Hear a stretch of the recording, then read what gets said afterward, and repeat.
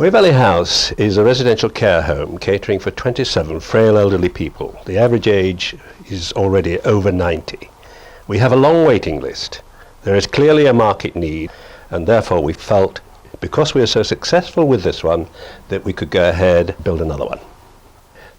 There will be accommodation in this new home for 35 people. They will be accommodated in units of 8. They will have their own ensuite rooms with toilets, etc., a lounge and a sitting room and a dining room. So it'll be just like home. And the whole idea is one of lifetime care. For many years we have wanted a second home, and clearly for good reasons. We needed it to be fairly near our existing home. We were originally going to build on a greenfield site, but then we had this marvellous offer from the local authority of Hatch Mill, which is a listed building, which has got a lot of community interest in it, and it seemed an absolutely ideal situation because it's centred to Farnham, and of course it's very near to our existing home, and therefore capable of being managed by our existing committee, plus of course the existing overhead of the staffing of this particular home here.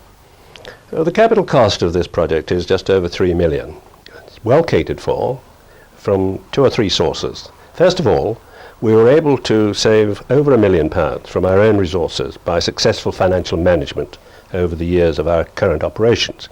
Secondly, Waverley Borough Council have been most generous, not only in the donation of the building, but in giving capital towards it as well. And thirdly, and perhaps most importantly, certainly in terms of the size of the sum of money, we have a large donation from the Housing Corporation.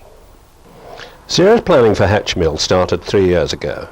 We got our full planning permission in late 1998. We're currently on the way with our contract, and we expect to have residents in by the spring of 2001. Activity on this interesting historical site began when the monks of Waverley Abbey developed a fulling mill in the 12th century. But the buildings we see today were based on the 18th century corn mill, which continued in operation until the end of the 19th century, when the building was then extended and converted to become the Farnham Sanitary Laundry. It finally became the Redgrave Theatre workshop, rehearsal studio and costume store. We knew the project was really underway when in spring 1999 we took over ownership of the site, with the keys being handed over by Councillor Mari King-Healy as chairman of the Housing Committee of Waverley Borough Council. It's going to provide, I hope and I'm sure, a lovely home for a number of people for many, many years. Thank you.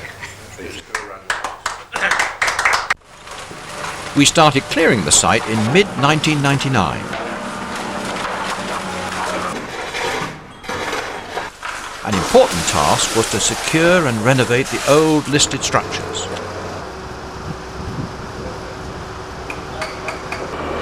We had to put in deep foundations for the new buildings.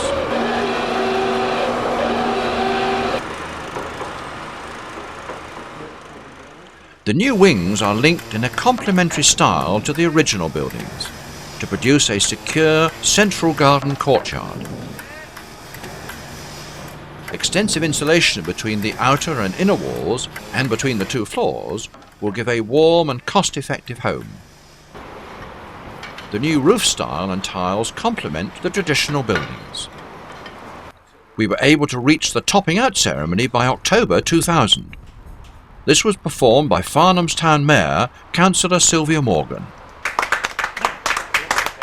We have designed our new home to have 4 separate units of 8 residents.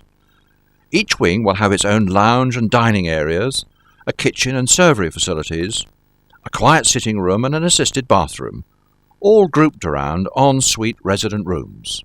The 3 large respite rooms with lovely river views will enable us to offer short-term stays for post-operative care, general convalescence, or temporary respite stays while carers have a much-needed break. The full range of facilities will be complemented by rooms for sensory stimulation,